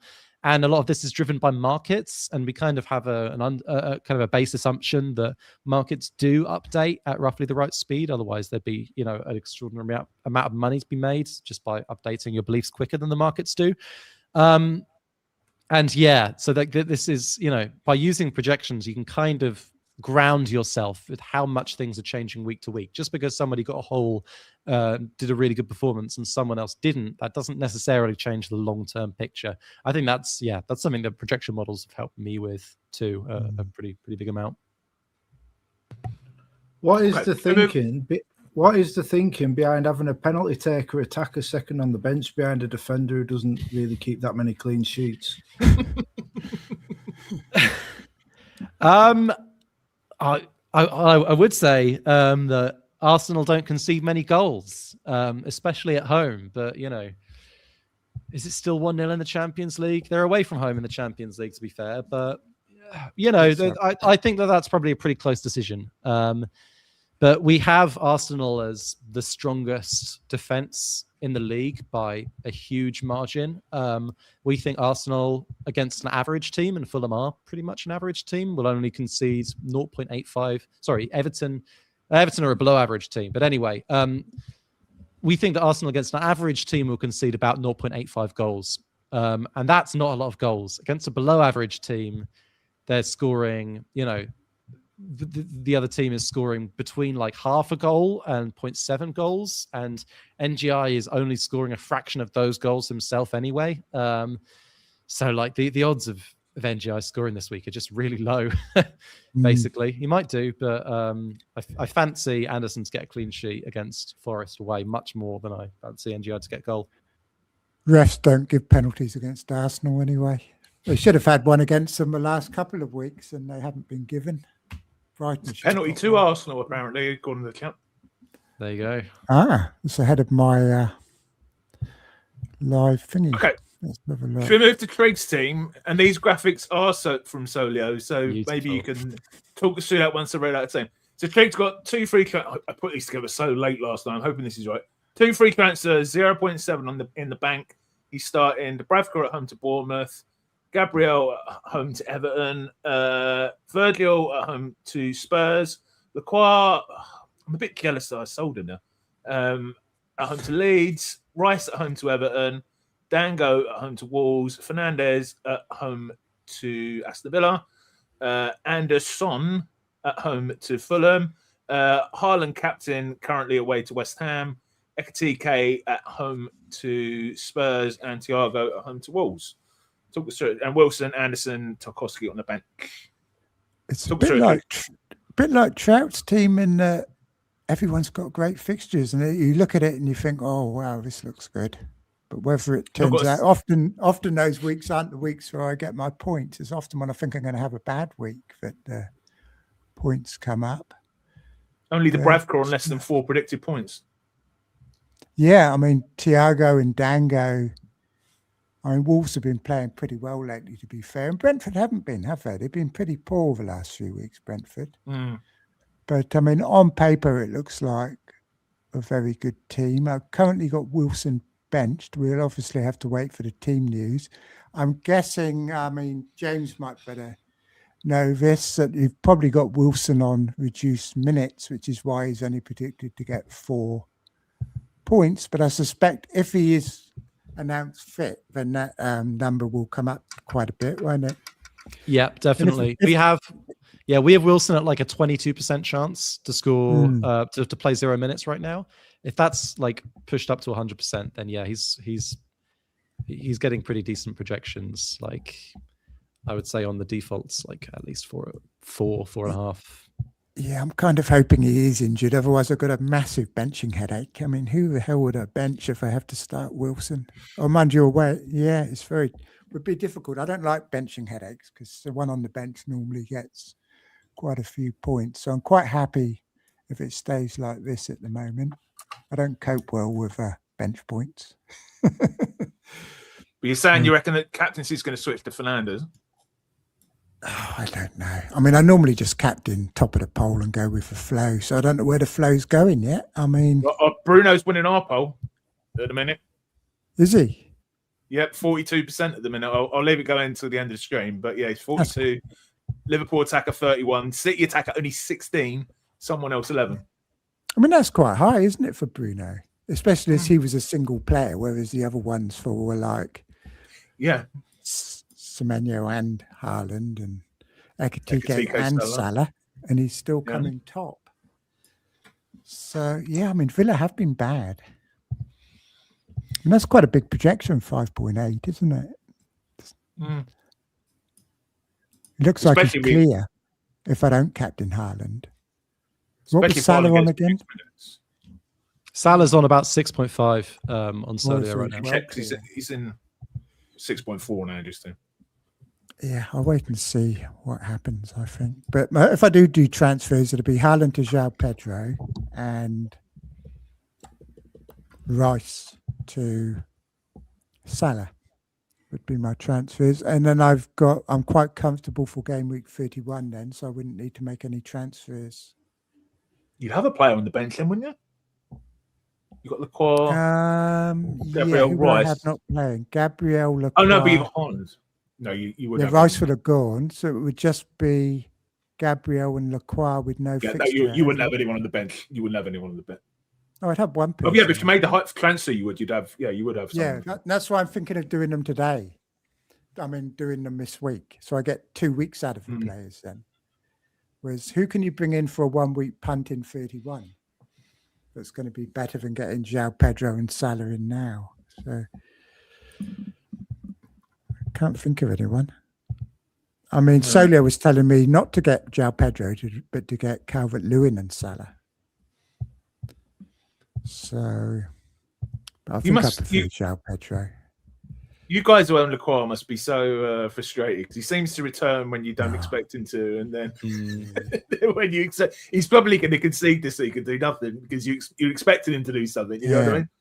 And then he was sent off for the Burnley fixture, so he didn't play in that. And he scored in the Champions League 2 weeks in a row, whatever league he was in, FA Cup, and frustrating. All right. I think he's a good player. Do you think he's better than Munoz, James? Yeah, I think it's like, I mean, it's kind of a bit of a coin toss, but I'm like very happy to own him. I think he's, as you say, just super solid. Just we keep getting, he keeps getting the points at the wrong times, and dodging the matches at every possible opportunity. But that doesn't, I think, lessen things going forward for him. I think I've been pretty lucky with him, to be fair. I think I got him off the bench a couple of times when he did some points. But yeah, overall, happy to have him.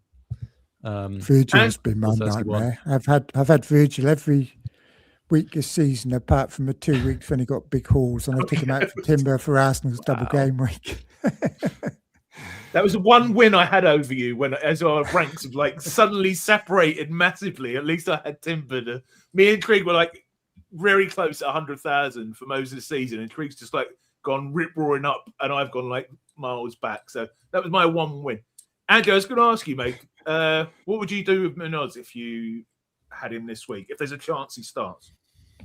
Daniel Munoz from Palace. Well, I would keep him if you've got him. Like, I mean, who are you bringing in for him?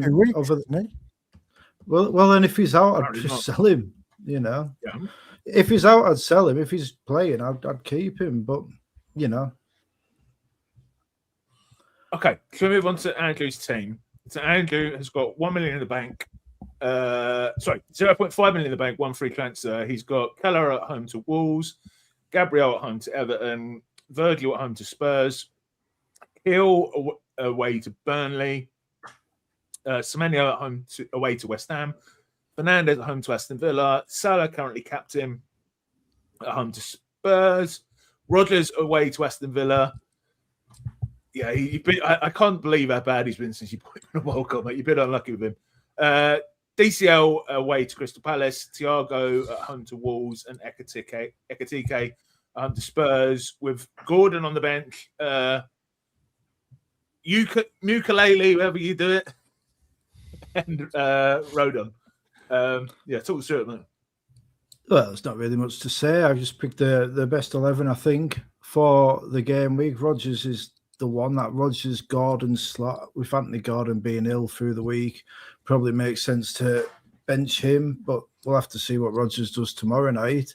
I'm not overly keen on Morgan Rodgers, thinking of selling him to Tavernier. Elliot Andersen has a few options. But at the same time, in the reverse fixture for this week and next week, he got 15 points in each of them. So, you know, it's a bit more of a gamble to keep him, but he's, you know, he plays 90 minutes. He's involved. So we'll just have to see. Will you be trying to roll up your transfers towards those doubles? I will likely either roll or take a hit. It depends.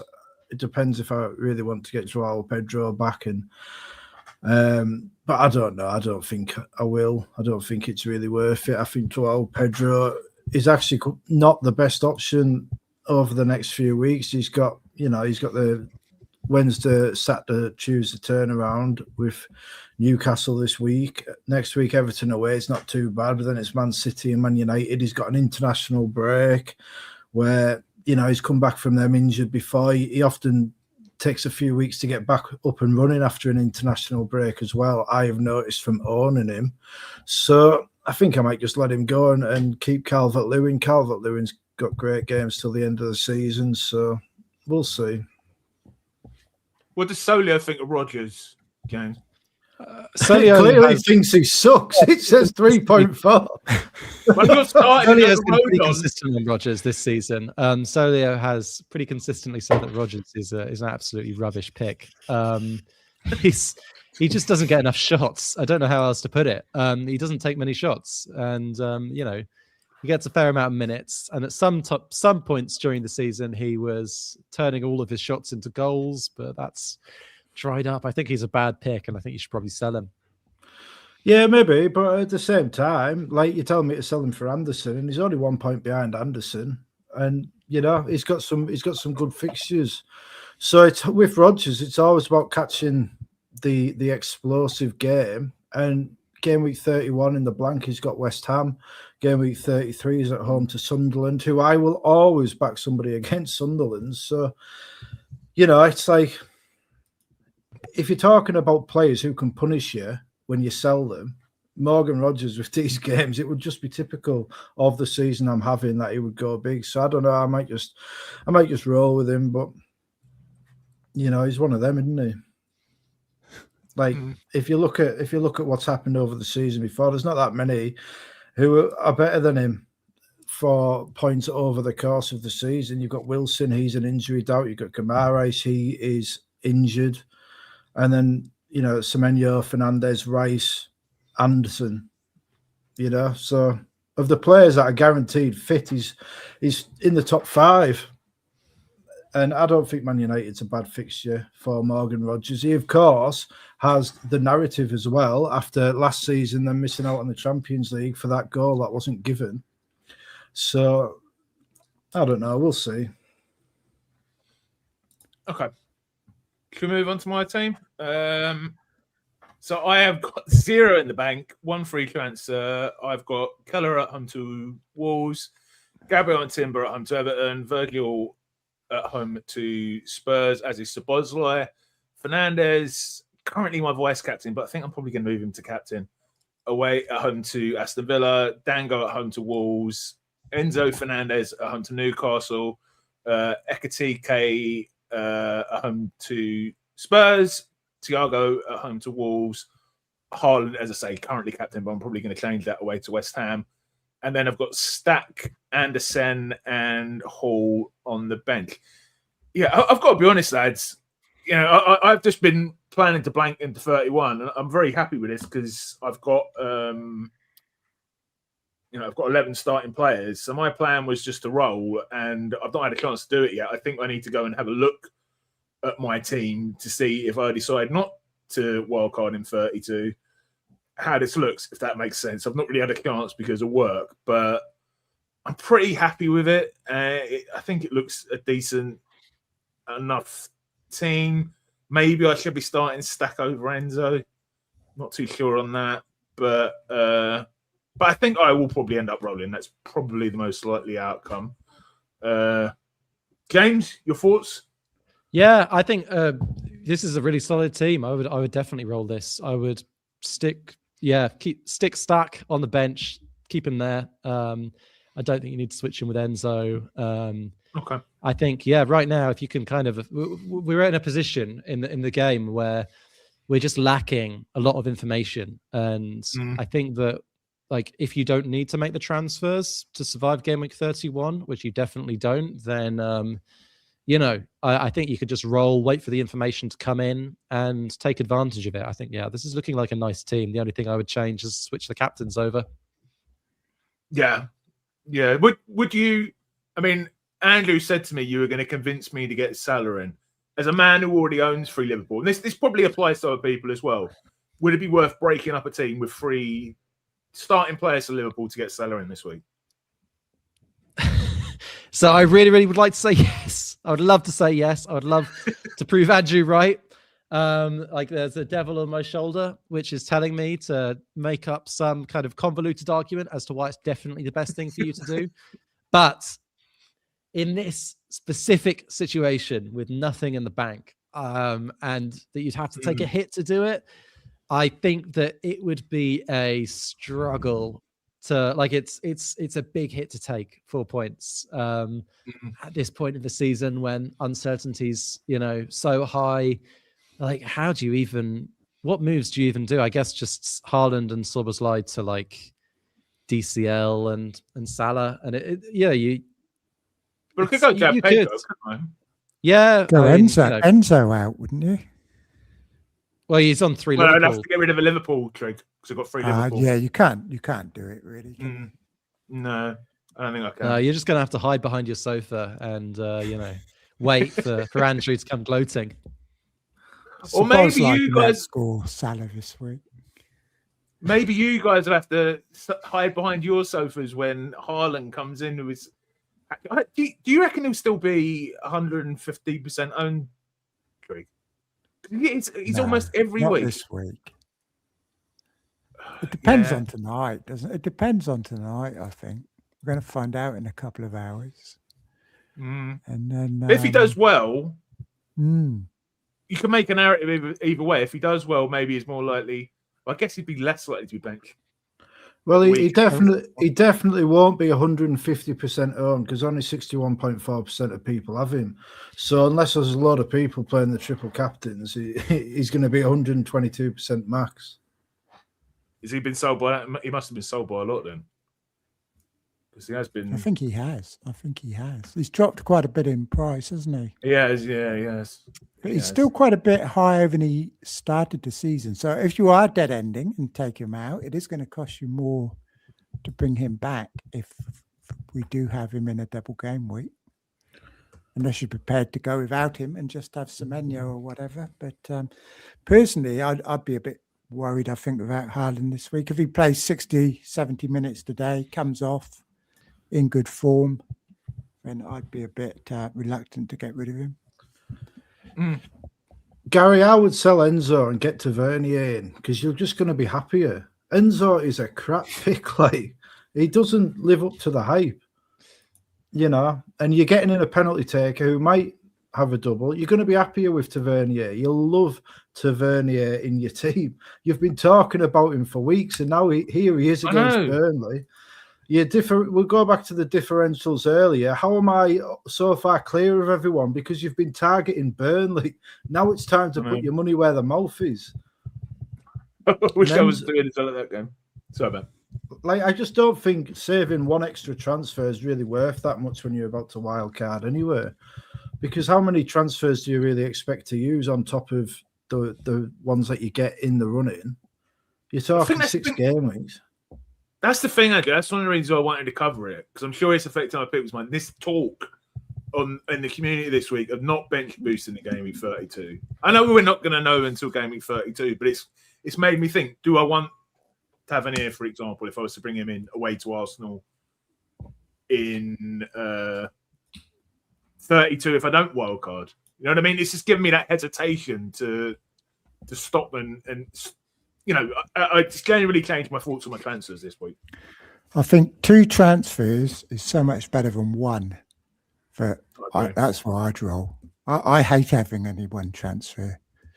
So I just roll it, even though your expected points this week will be a bit less with Enzo rather than Tavernier probably. But roll it. I think that we've done a lot of research at Solio into kind of how much the extra transfer is worth. And on average, the kind of changes that you can make with 2 free transfers versus 1 free transfer tends to be like 1 point to 1.5 points better. So usually, just if you kind of want a back of the envelope way to say, is this transfer worth making now versus worth making next week?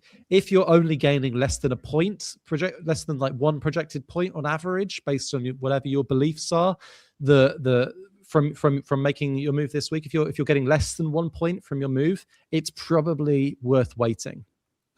In general, obviously, like there are exceptions. If it's a move that you're definitely going to make at some point, it might be worth it. But for me, I would be rolling here. Yeah. Awesome. Okay. All right. Let's wrap up, gents. So before I ask people where we can find them, please do like the stream to help get out there and subscribe if you're new around here. Please do join us for the lock-in on Saturday with myself. The kick-in FPLD unit. It didn't come on tonight. I'm joking. He was definitely going to come on tonight. And Kanji will be acting to the games on Saturday. And end the poll, Gary. End the poll. I keep doing this now. When I get to the end of the stream, end the poll. End the poll. Okay, captaincy poll is ended, and it is Bruno 43%, Liverpool attacker 33%, City attacker only 16%, and someone else 8%. So yeah, it looks like it's going to be Bruno's going to be. I mean, this is a very small sample, but top of the deadline stream polls this week, Craig, maybe. All the people don't own Salah. That's why, isn't it? James, does that give you any food for thought in terms of your Salah captaincy? Or you just, I'm getting in there, going Captain Bruno? No, I mean, yeah, the fewer people captain Salah, the better. I absolutely, it's music to my ears that people aren't buying him en masse right now. I can't wait. It's going to be another bloodbath.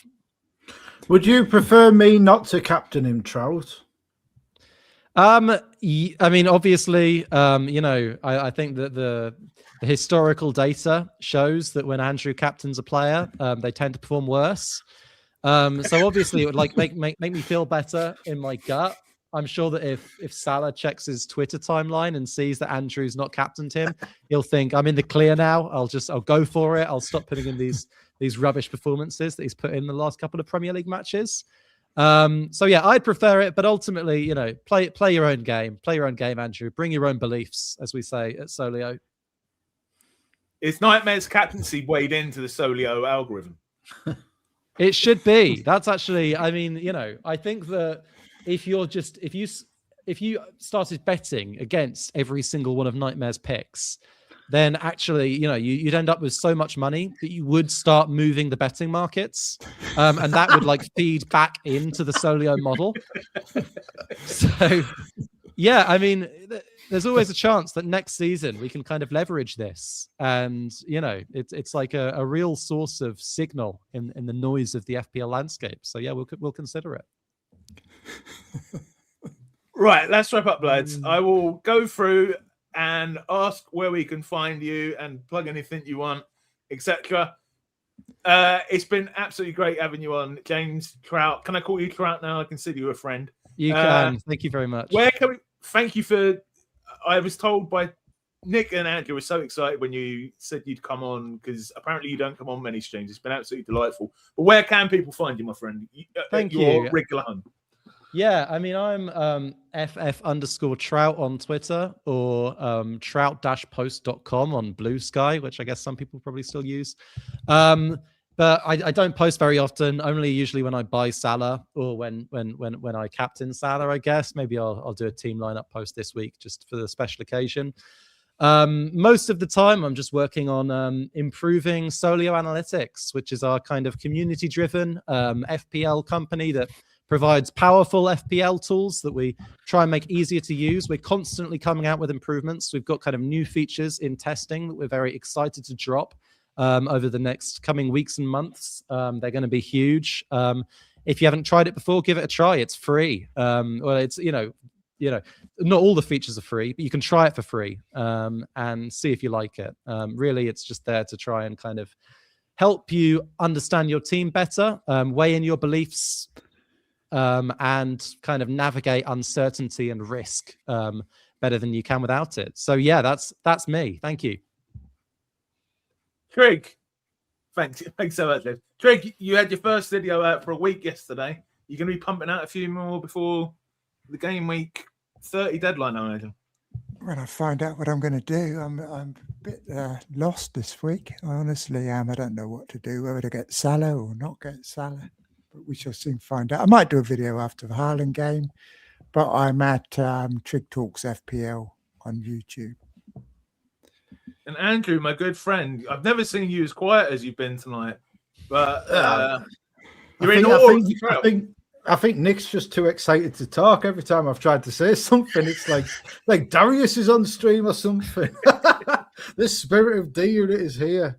No, all I am going to push tonight is an old FPL Wire episode called Is Analytics King?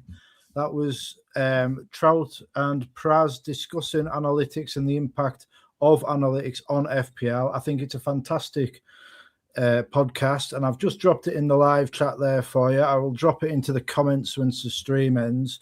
That would be where I would go if you want to explore analytics a bit more and understand how they are having the impact they have and why they are worth incorporating into our toolbox.